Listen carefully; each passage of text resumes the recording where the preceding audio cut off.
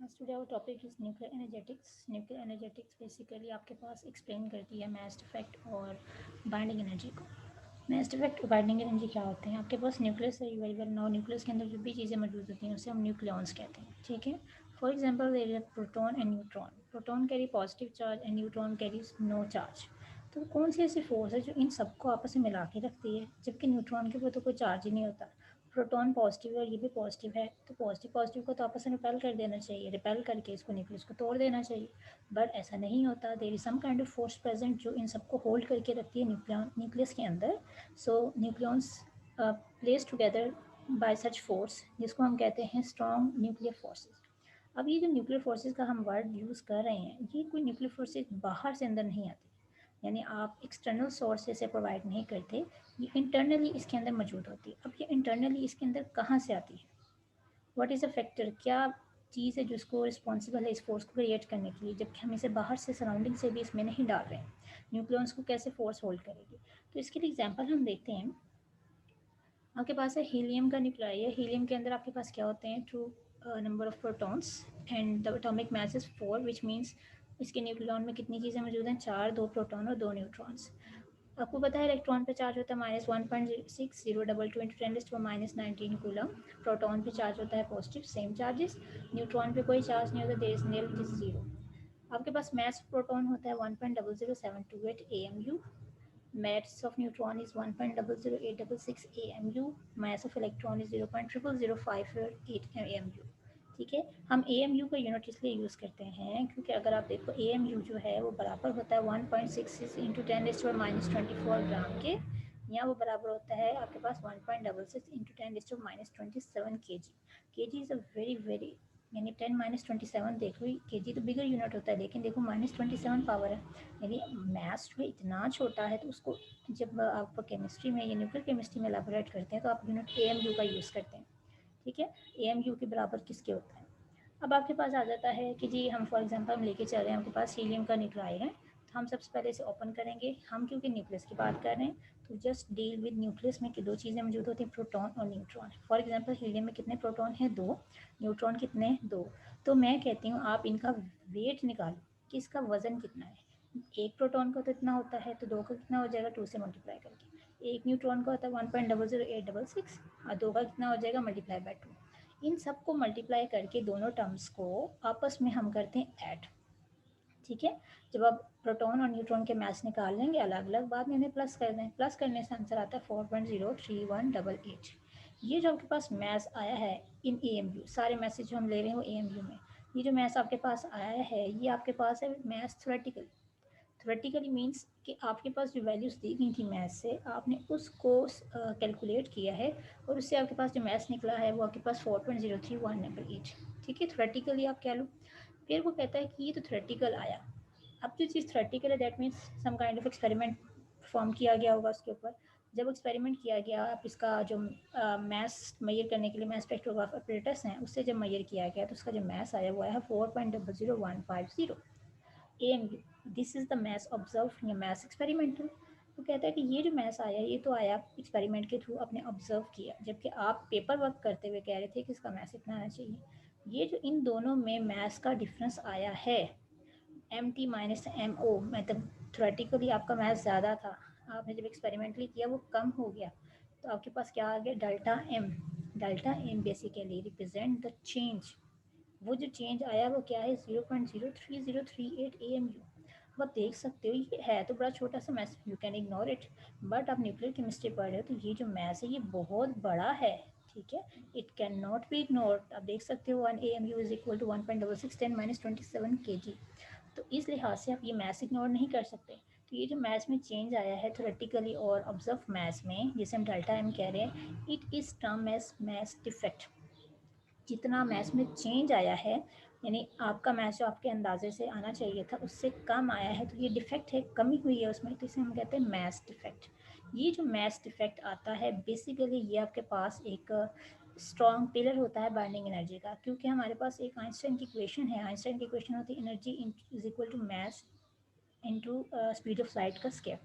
ऐसे ही according to Einstein equation क्या कहती है कि जितना आपका, कभी कभार क्या होता है आपके पास मैथ एनर्जी में कन्वर्टेबल होता है, ठीक है, mass can be converted into energy या energy can be converted into mass।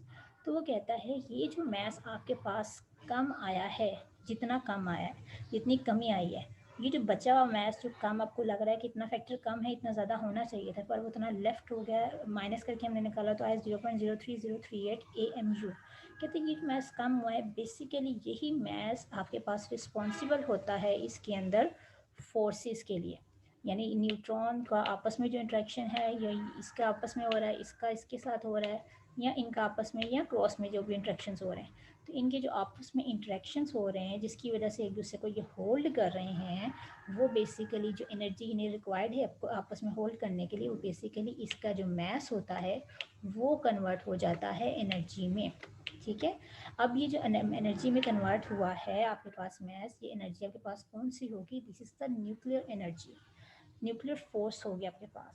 ये एनर्जी डोमिनेट करेगी इलेक्ट्रोस्टैटिक रिपल्शन को, क्योंकि पॉजिटिव और पॉजिटिव चार्जेस के दरमियान इलेक्ट्रोस्टैटिक फोर्स होती है, तो यहाँ पे पॉजिटिव पॉजिटिव में रिपल्शन होगी। जब आपके पास बाइंडिंग एनर्जी की हम बात करते हैं तो इसका मतलब क्या होता है? It can hold the nucleons, आपके पास हर पार्टिकल की जो न्यूक्लियस में जो भी न्यूक्लियॉन्स हैं वो अपना थोड़ा थोड़ा मैस कम करते हैं, और उस जो मैस वो कम करते हैं एक दूसरे को कंट्रीब्यूट करते हैं एनर्जी की सूरत में, और एक दूसरे के साथ अटैच रहते हैं। ठीक है, तो ये आपके पास क्या आ जाता है? Mass defect. बेसिकली जो मैस डिफेक्ट होगा वो एनर्जी में कन्वर्ट होगा, और जो एनर्जी होगी वो रिस्पॉन्सिबल होगी कि न्यूक्लियस में आपके पास जितने भी न्यूक्लियस हैं उनको आपस में जोड़ के रखें। ठीक है, तो हम इसके लिए छोटी सी डेरिवेशन करते हैं। E is equal to MC square है। अब हम यहाँ पे जो M यूज़ करेंगे we are using the mass defect which is represented by delta M C square. अब डेल्टा M को जो हम मेजर कर रहे हैं वो इन टर्म्स ऑफ किस में करेंगे? AMU, क्योंकि मैंने अभी इससे कहा सब सारे मैसेज जो हम किस में मेजर करते पहले AMU में, तो मैं यहाँ पे लिख देती हूँ delta M AMU into C square. C square की वैल्यू क्या होती है? 3 × 10⁸ इसका square, metre square and second square, metre per second होता है ना। AMU, क्योंकि आप देख रहे हो यहाँ पे जो इसके लाइट स्पीड ऑफ लाइट की यूनिट में क्या आ रहा है? मीटर, तो मीटर तो ऐसा यूनिट है, तो आप ये गौर करो AMU इज़ नॉट ऐसा यूनिट, मैथ्स का जो ऐसा यूनिट है वो तो kg है, इसका मतलब AMU को हमें kg में चेंज करना पड़ेगा। तो AMU kg में किस तरह होता है? एक AMU बराबर होता है 1.66 × 10⁻27 kg के। ठीक है, ये kg के बराबर होता है। तो आप इस सब को ओपन करके मल्टीप्लाई करके सॉल्व कर लोगे तो आंसर आ जाएगा 1.49 × 10⁻27 kg metre square per second square, और डेल्टा एम वैसे का वैसे आ गया। ठीक है, because we are going to simplify such equation, हम ऐसी इक्वेशन बनाना चाह रहे हैं कि जिसमें आपको फ़ौरन से पता चल जाए कितनी एनर्जी उससे रिक्वायर्ड होगी, यानी मैथ किस तरह एनर्जी में कन्वर्ट होगा, कितनी अमाउंट में जाएगा। तो delta M is equal to 1.49 × 10⁻27 kg metre square per second square. यहाँ पे ये जो ये यूनिट आ रहे हैं kg वगैरह के, ये तो जाउल्स में चला गया। ठीक है, ये तो जाउल्स बन गया, तो you can replace kg metre per second square, आप इसको जॉल में रिप्लेस कर सकते हो। जॉल भी क्या है? It is a unit of energy. लेकिन वो कहता है आपके पास एनर्जी के तो बहुत सारे यूनिट होते हैं मेजर करने के लिए, आपके पास जाउल होता है, आपके पास कैलोरीज होता है, आपके पास अर्ग होते हैं, आपके पास काफ़ी सारे यूनिट्स होते हैं। ठीक है, आप कैलोरीज में मेजर करते हो, ठीक है, आप जाउल्स में मेजर करते हो, फिर आप किस में करते हो? अर्ग में करते हो, और लास्ट में आ जाती है इलेक्ट्रॉन वॉट या मेगा इलेक्ट्रॉन वॉट में करते हैं। ठीक है, अब वो कहता है आपके पास इलेक्ट्रॉन, वो कहता है ये कैलोरी सबसे बड़ा यूनिट है, फिर जाओल, फिर अर्ग, फिर ये। लेकिन कहते हैं जब हम न्यूक्लियर केमिस्ट्री पढ़ते हैं तो हम जो यूनिट मोस्ट प्रोबेबली यूज़ करते हैं वो तो करते हैं इलेक्ट्रॉन वॉट का। दैट मीन्स इलेक्ट्रॉन वॉट का यूनिट यूज़ करते हैं, तो हमें जाउल, अपनी जो एनर्जी जाउल की उसे किस में चेंज करना है? इलेक्ट्रॉन वॉट में। तो इलेक्ट्रॉन वॉट में चेंज करने के लिए 1 जाउल में आपके पास क्या होता है? आपने यहाँ पे जाउल्स की एनर्जी को चेंज करना है इनटू इलेक्ट्रॉन वॉट। तो एक जाउल को जब इलेक्ट्रॉन वॉट में चेंज करते हैं तो वो डिवाइड करते हैं आप वैल्यू को 1.6022 इंटू 10⁻19 इलेक्ट्रॉन वॉट बनने चेंज हो जाएगा। यानी अब इसका मतलब एक जाउल में अगर आपने निकालने हो कितने इलेक्ट्रॉन वॉट के बराबर है, तो वो बराबर होता है 1.6022 10⁻19 इलेक्ट्रॉन वॉट। तो इसका मतलब अगर आपके पास इतने जाउल हैं तो आप उसको उससे डिवाइड कर दोगे, तो आपके पास यूनिट किस में चेंज हो जाएंगे, आपके पास यूनिट चेंज हो जाएंगे इन इलेक्ट्रॉन वोल्ट। अब इसको डिवीजन कर लेते हैं तो आंसर आता है delta M is equal to 0.9315 into 10⁹ electron volt.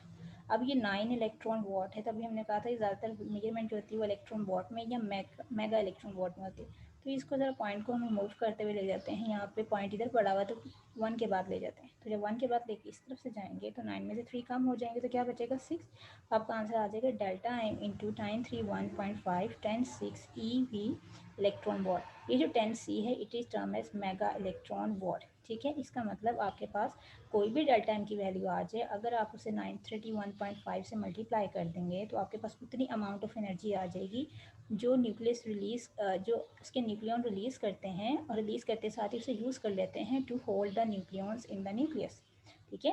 Energy तो पहले मैस तो बाहर रिलीज़ होगा, एनर्जी तो रिलीज़ होगी, लेकिन वो रिलीज़ होते साथ ही न्यूक्लियंस इससे पहले कि वो बाहर निकले रिलीज़ होके तो वो आपस में उसे यूज़ कर लेते हैं to hold their nucleons together in the nucleus. So delta E की वैल्यू आपके पास क्या आ गई, अगर आप हीलियम के लिए हम मास इफेक्ट कैलकुलेट कर चुके हैं पिछले एग्जांपल में, तो वो था 0.03038। तो मैं कहती हूँ अगर आप बताएं कि इतना मास इफेक्ट इसका है तो इसकी ये कितनी अमाउंट ऑफ एनर्जी इससे रिक्वायर्ड होगी इसको, तो आप 931.5 से मल्टीप्लाई करोगे आंसर आएगा 28.29 मेगा इलेक्ट्रॉन वोल्ट। मतलब उस न्यूक्लियंस को होल्ड करने के लिए इतनी अमाउंट ऑफ एनर्जी रिक्वायर्ड है जो इतने मास इफेक्ट से आपके पास आएगी, ठीक है। Use to hold the nucleons in the nucleus binding energy. अब बाइंड जब न्यूक्लियस को आपस में होल्ड करेंगे तो इसका मतलब ये होता है उनकी रिपल्शन का फैक्टर बहुत कम है और उसे हम जोड़ के रखना चाह रहे हैं, ठीक है। तो इलेक्ट्रोस्टैटिक इस वक्त कम होगी। तो यहाँ पे क्वेश्चन आता है कि अगर आपसे कहा जाए कि दो न्यूक्लियॉन्स हैं आपके, दो स्ट्रक्चर्स के एग्जांपल्स लेते हैं। फॉर एग्जांपल किसी में 2 प्रोटॉन 2 न्यूट्रॉन है, एक में 4 प्रोटॉन 4 न्यूट्रॉन है। आप इसमें कैसे जस्टिफाई कर सकते हो कि दोनों मॉलिक्यूल्स में सबसे ज़्यादा स्टेबिलिटी किसकी है। ऑल्सो उनमें डिफरेंस भी है नंबर ऑफ प्रोटॉन्स और न्यूट्रॉन्स का, लेकिन वो एनर्जी जो रिलीज़ करें वो दोनों सेम करें। 50 मेरा गया इलेक्ट्रॉन वॉट, यहाँ पे 50। तो इस पॉइंट ऐसे पॉइंट पे जाके हम ये कहते हैं कि binding energy is not enough to explain the stability of nucleus. Binding energy nucleus की स्टेबिलिटी को एक्सप्लेन नहीं करती है, बल्कि क्या चीज़ इसको एक्सप्लेन करती है कि पर न्यूक्लियॉन के पास कितनी एनर्जी है, ठीक है। वो पर न्यूक्लियॉन का मतलब होता है जैसे इस न्यूक्लियस में 4 चीज़ें हैं तो हर एक न्यूक्लियॉन का जो है इसमें 2 प्रोटॉन 2 न्यूट्रॉन, तो आप ये कहोगे पर न्यूक्लियॉन यानी न्यूक्लियस में जितनी चीज़ें मौजूद हैं उसमें हर एक की कितनी कंट्रीब्यूशन है इतनी अमाउंट ऑफ एनर्जी रिलीज़ करने में, ठीक है। तो यहाँ पे देखते हैं इतनी मेगा इलेक्ट्रॉन वॉट आ रही है, तो पर न्यूक्लियॉन कितने यहाँ पे हैं 2 + 2, 4 मेंबर्स हैं, 4 इसमें चीज़ें मौजूद हैं न्यूक्लियॉन में। 50/4 कितना हो जाएगा 12.5। इसका मतलब इसमें एक प्रोटॉन कितनी एनर्जी रिलीज कंट्रीब्यूट कर रहा है 12.5, दूसरा प्रोटॉन भी कितनी कह रहा है 12.5, फिर न्यूट्रॉन एक कितना कर रहा है 12.5, फिर दूसरा न्यूट्रॉन भी कह रहा है 12.5। इसका मतलब binding energy could not explain the stability, बल्कि बाइंडिंग एनर्जी पर न्यूक्लियन यानी हर न्यूक्लियस में जो भी चीज़ें मौजूद हैं उनकी कितनी कंट्रीब्यूशन है वो कितनी एक्सप्लेन करती हैं। इसी तरह आपके पास है 4 प्रोटॉन और 4 न्यूट्रॉन, एनर्जी तो इन्हें भी उतनी ही रिलीज़ की है। रिलीज से मुराद जो अमाउंट यहाँ पे आई है वो कन्वर्ट हो गई है आपके पास एनर्जी में, तो वो है 50 मेगा इलेक्ट्रॉन वोट। वो 50 मेगा इलेक्ट्रॉन वोट जो आपके पास हैं वो तो बाइंडिंग एनर्जी है। हम पता करना कि हर न्यूक्लियॉन ने कितनी कंट्रीब्यूशन की है, तो टोटल यहाँ पे चीज़ें कितनी 4 और 4 8, 50 को 8 पे डिवाइड करेंगे आंसर आएगा 6.25। तो इसका मतलब एक न्यूट्रॉन या एक प्रोटॉन ने जो कंट्रीब्यूशन किया वो 6.25 का किया।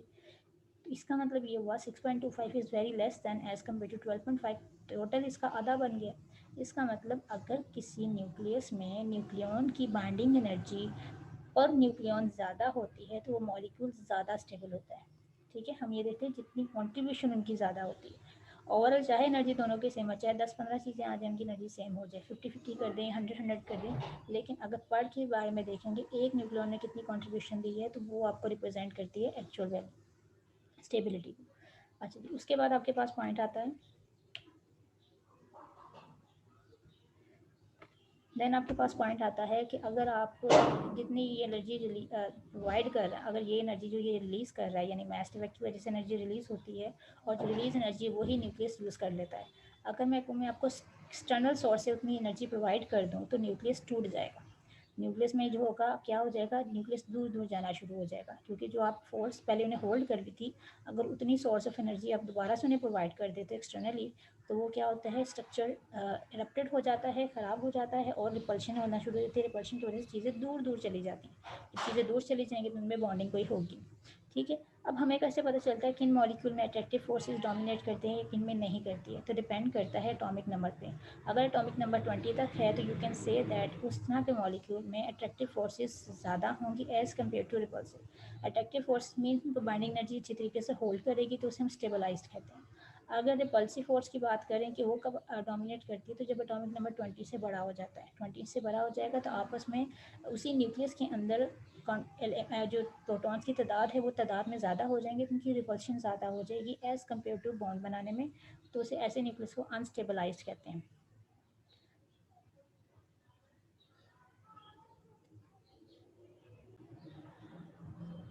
एक इसका ग्राफ है रिलेटिव स्टेबिलिटी ऑफ न्यूक्लाई का, जिसमें हम ग्राफ प्लॉट करते हैं अलॉन्ग एक्स और वाई एक्सिस पे। वाई एक्स एक्सिस पे लेते हैं जो अभी आपके मैस नंबर हैं, यानी मैस नंबर मतलब प्रोटॉन प्लस न्यूट्रॉन, और यहाँ पे हम लेते हैं बाइंडिंग एनर्जी प्लस न्यूक्लियॉन। तो आपको यहाँ पे कुछ ग्राफ में वैल्यूज लिखी हुई नज़र आ रही हैं, कुछ हाइपोथेटिकल कंडीशंस उन्होंने दी हुई है, प्लॉटिंग ग्राफ की हुई है, तो आपके पास ग्राफ की शेप कुछ इस तरह से आती है। तो उसमें उसने कहा हुआ है कि फेरिस पे आपके पास एक पॉइंट अगर हम देखें, फेरिस पे एक पॉइंट अगर ड्रा करें तो ये वाला वो पॉइंट आपके पास आता है जिसपे क्या होता है आपके पास, you have a balancing point. ये एक स्टेबल चीज़ है, ठीक है, स्टेबल है। बाकी जो इसके साथ दूसरी चीज़ें होंगी they are not stable such very much. अगर आप इसकी इस तरफ मूव करते हो तो आपके पास यहाँ पे क्या होती है, रिपल्शन डोमिनेट होती है। रिपल्शन क्यों होती है कि यहाँ पे आपके पास न्यूक्लियस के अंदर बहुत सारे प्रोटॉन, बहुत सारे न्यूट्रॉन मौजूद हैं, एक लिमिट से एक्सीड कर चुके हैं। वो आपस में बॉन्ड तो बना रहे हैं, लेकिन क्या करते हैं, वो आपस में एक दूसरे को साथ साथ रिपेल भी करना शुरू हो जाते हैं, जिसकी वजह से क्या होती है, ओवरऑल इनमें से जो एनर्जी रिलीज़ होती है पर न्यूक्लियॉन की वो कम हो जाती है। जबकि दूसरी तरफ देखते हैं, अगर हम इस लाइन से इस तरफ मूव करते हैं लेफ्ट साइड पे, तो हमारे पास पार्टिकल्स क्या होते हैं, आपके पास पार्टिकल्स जो मौजूद हैं वो आपके पास किस तरह होते हैं, उनका साइज़ छोटा होता है। साइज़ छोटे से मुराद यहाँ पे नंबर ऑफ़ प्रोटॉन्स कम होते हैं। जब नंबर ऑफ़ प्रोटॉन्स कम होते हैं तो यहाँ पे अट्रैक्शन होने के चांसेस ज़्यादा होते हैं। दैट मीन्स यहाँ पे हैं लोग ही कम हैं, पार्टिसिपेंट ही कम हैं कि आपके पास कंट्रीब्यूशन जो है वो कर सकें ज़्यादा। ठीक है, यानी अगर पार्टिसिपेंट ही कम होंगे तो एनर्जी आपके पास हर न्यूक्लियस जो है वो कम कंट्रीब्यूट करेगा। तो यहाँ पे कहता है लेफ़्ट और राइट पे जब मूव करते हैं दोनों ही केस में क्या होता है, बाइंडिंग एनर्जी कम हो जाती है। फ़र्क क्या होता है कि यहाँ पे प्रोटॉन न्यूट्रॉन के नंबर की तादाद ज़्यादा होने के बावजूद भी एनर्जी नहीं भर पाती, क्योंकि ये आपस में रिपल्शन भी करना शुरू हो जाते हैं।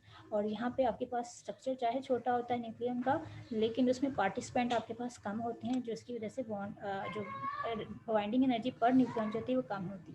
तो इसका मतलब ये हुआ, अगर आपने इसे स्टेबलाइज की तरफ लेके जाना है तो आप क्या करोगे, यहाँ के मॉलिक्यूल जहाँ पे आपके पास पार्टिसिपेंट कम है, आप इसके पार्टिसिपेंट को बढ़ाना शुरू कर दोगे।